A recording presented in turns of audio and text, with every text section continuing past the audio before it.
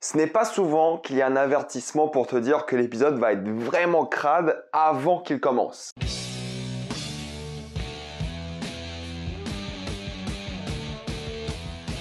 The Boys, épisode 4 à 6. Contrairement à d'habitude, il n'y aura que des spoilers dans cette vidéo, donc si vous n'avez pas vu les 6 premiers épisodes de la saison 3 de The Boys, ne regardez pas cette vidéo et revenez plus tard. Alors oui, j'ai bien mis épisode 4 à 6, mais en vrai on va majoritairement parler du dernier, l'épisode 6, Hero Gasm. J'ai un peu fourché, je voulais le dire en anglais au début, du coup j'ai commencé par Hero et j'ai fini en français avec Gasm. Hero Gasm ou Hérogasme. Donc évidemment j'ai fait la critique des 3 premiers épisodes sur la chaîne. Je vais pas réévoquer les mêmes points satiriques que j'ai évoqué sur le lobbyisme, la corruption, la politique, le marketing. C'est plus ou moins la même chose depuis le début. Il y a quelques nouveaux points à aborder tout de même. C'est tout un nouveau délire conspirationniste qui a fait son arrivée dans The Boys, avec Homelander qui est devenu un symbole de l'extrême droite conspirationniste contre le Deep State. C'est Trump, en fait, voilà, Homelander, tellement, et j'en parlerai dans ma vidéo actualité, qu'il y a des gens qui commencent à défendre Homelander aux États-Unis, des gens d'extrême droite, qui disent que c'est un mec qui a totalement raison et qu'au fait, c'est pas un méchant. Si vous regardez cette vidéo et vous pensez que Homelander n'est pas un méchant, vous n'avez rien, alors là, rien compris à la série depuis son début. Homelander représente les côtés les plus néfastes de l'impérialisme américain. Donc si vous allez mettre dans les commentaires que c'est le personnage principal, ok, mais que c'est un bon personnage, genre une bonne personne,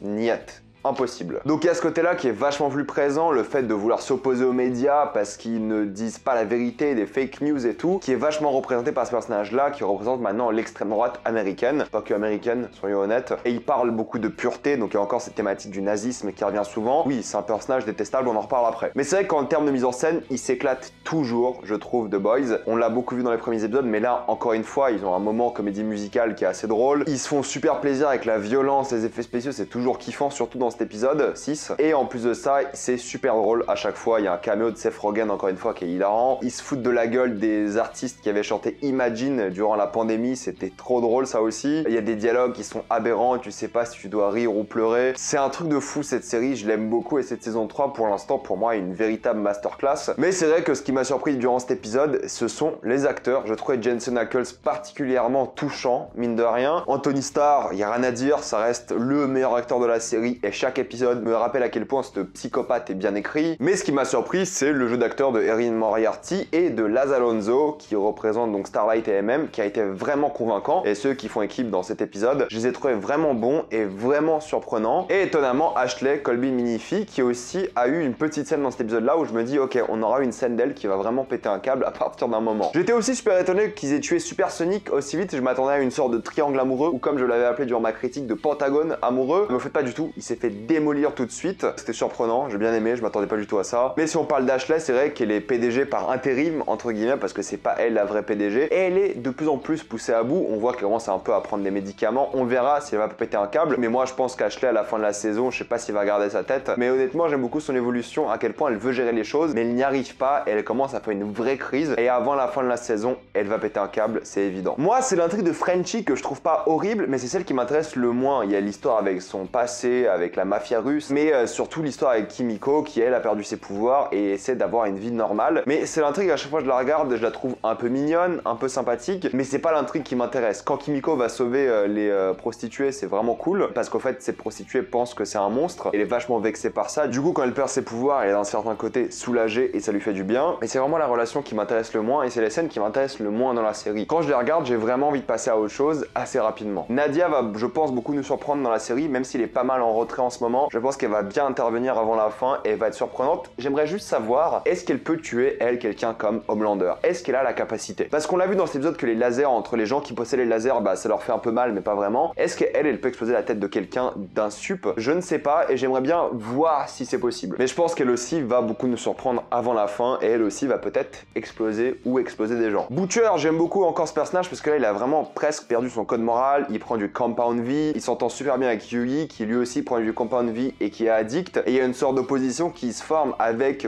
les personnes qu'ils aiment au final. Un côté MM et Starlight, et ça qui est intéressant, c'est l'équipe, le 2v2 qui va se former d'une certaine manière, parce que les deux là ont un peu perdu leur code moral et font tout ce qui est possible pour arriver à avoir leur vengeance, là où les autres se détachent d'eux et essaient de garder leur code moral et essaient vraiment de faire les choses bien, entre guillemets. Et MM, il a une phrase par rapport à ça, c'est pour ça que j'adore moi ce personnage dans cette série, c'est qu'il a une phrase par rapport à ça, qu'est-ce qui nous rend différents des autres? Au final, si on dépasse cette ligne, on vaut pas mieux qu'eux, et ça c'est vrai, c'est quelque chose qui est extrêmement moral et intéressant, mais j'aime beaucoup l'évolution de Butcher, de Yui, je trouve vraiment intéressant dans cette saison. Ils sont presque en train de devenir des méchants, c'est ça que je trouve cool, et j'aimerais que la série aille dans cette direction, là où Starlight et MM sont un peu les gentils et représentent ce côté moral vachement intéressant. En plus, il y a clairement conflit d'intérêts entre les deux. Ils veulent tous les deux vengeance, mais elle n'est pas compatible. Et le fait que l'enfant de MM kiffe Homelander, c'est un petit poignard dans le cœur que je trouve vraiment bien. Et on voit encore une fois qu'Homelander rallie l'extrême droite. Et ça, c'est intéressant. Ces deux-là sont vachement intéressants et j'adore vraiment Starlight dans cette saison, ce qu'elle fait surtout à la fin où elle dit la vérité par rapport à Vought, où elle se met en danger. Elle va peut-être pas mourir parce que du coup, si elle meurt alors que c'est filmé en live, ça va juste confirmer ce qu'elle disait. Donc je pense pas qu'elle va mourir, je pense qu'on va l'accepter parce que ça va la faire gagner en popularité, mais c'est extrêmement courageux et ça prouve que la fin de la saison va être extrêmement tendu. J'aime beaucoup l'histoire avec Depp et sa copine qui est clairement manipulée par elle, et la scène de zoophilie. Sachez que c'est la seule scène où Amazon de cet épisode a dit peut-être il faut y aller mollo. Ils sont pas réellement allés mollo avec, on voit pas grand chose évidemment, mais il y a une scène de zoophilie et c'est la seule scène où Amazon était un peu méfiant. Ils se disaient est-ce que ça va pas un peu trop loin? Les autres scènes ça allait, mais celle-ci ils ont eu un doute et je suis content qu'on ait vu cette scène parce qu'on en parlait déjà avant et ça pousse un peu au maximum Hirogasm, même si j'en parlerai après de ce que je pense de tout ce délire là. Mais je trouve ça bien parce qu'ils arrivent à rendre vraiment tous ces personnages rafraîchissants. A-Train qui est parti dans son délire Black Lives Matter, ce qui est vraiment cool et intéressant, surtout face à Blue Hawk qui a le All Lives Matter.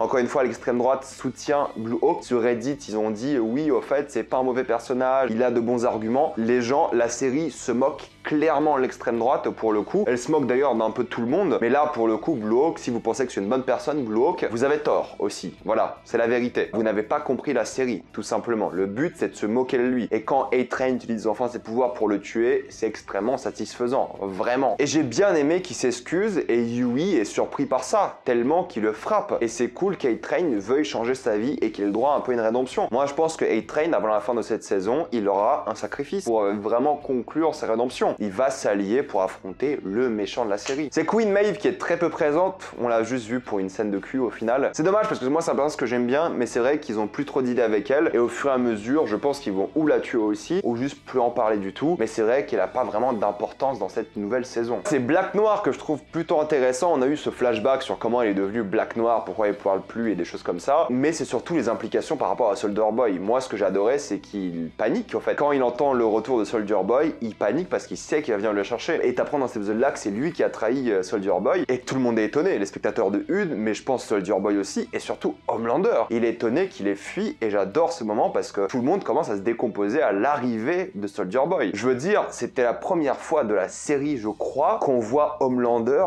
sérieusement inquiet. Il a toute cette scène devant le miroir, qui est d'ailleurs incroyable, Anthony Starr, phénoménal, mais c'est la première fois, je crois, qu'on le voit réellement inquiet. Il tremble au fait. Quand il entend parler de Soldier Boy, ça nous montre qu'ils sont une vraie menace et il panique. Et c'est la confrontation que t'attends tout le long. C'est justement Soldier Boy et Homelander. Et pour parler d'Homelander, avant de parler de ce combat-là, le fait qu'il ait viré Edgar, c'est intéressant parce que c'est maintenant lui le nouveau PDG, mais il sait pas gérer. Il sait pas gérer les questions économiques, les questions de communication. C'est un mauvais PDG au final. Et tu vois qu'il est surpassé par ça et il est en difficulté quand il s'agit de vraies choses. Mais pour moi, ce qui va être génial dans les prochains épisodes, et ce qui est déjà un peu génial, ça sera le tandem Homelander-Soldier Boy. Ils ont vraiment pris le temps d'introduire Soldier Boy. Pour la première fois que tu vois réellement, c'est de 5 ou 6. D'autres l'ont vraiment introduit, il a enfin des lignes de dialogue. Ils ont un peu sous-exploité le côté Russie, mais pourquoi pas. Il a aussi une vengeance à mettre en place. Et au fait, Soldier Boy, c'est évidemment Captain America qui revient d'une autre époque, sauf qu'il revient avec les valeurs de l'autre époque. Il est évidemment homophobe, il n'aime pas quand les hommes sont un peu efféminés ou quand ils font les tâches des femmes, il n'aime pas la place des femmes dans le monde, la place des super-héros. Au fait, voilà, il a une sorte de choc culturel quand il revient. Et c'est ça qu'au fait, on aurait aimé voir avec Captain America dans le MCU, parce que lui avait quitté dans les années 40, là, Soldier Boy, c'est durant la guerre froide. Mais bon, il y a un vrai choc culturel et c'est juste un macho ricain militaire qui a tout fait pour son pays et se sent trahi, c'est pour ça qu'il veut se venger. Donc c'est aussi la thématique du vétéran qui s'en trahi par son pays, un peu découragé, et il est là pour se venger. Mais il est évidemment lui aussi traumatisé, il a vécu des choses horribles. J'aime bien le fait qu'il puisse enlever les pouvoirs des gens et qu'il soit un peu incontrôlable, c'est intéressant. Il blackout quand il utilise son super pouvoir et c'est déclenché par la musique, donc ça va être une arme contre lui aussi. Mais je trouve que pour l'instant, c'est un super personnage vraiment intéressant. Et au fait, c'est ça que t'attends depuis le début, c'est la confrontation entre les deux. Et tu vois qu'au final, Homelander, t'as cette scène qui arrive qui est vraiment bien filmée, bien foutue. Tu vois qu'Homelander est plus puissant. Tu le vois, tu le ressens. Et ça, c'est intéressant parce qu'en fait, ça montre juste que Soldier Boy est une vraie menace et il peut sûrement tuer Homelander, mais il aura besoin d'aide. Même à 3, il galère un peu. Et il faudra, je pense, encore plus de sup pour affronter Homelander. Et je pense que tout le monde va s'allier contre lui. Je sais pas quand ça finira les 2 premiers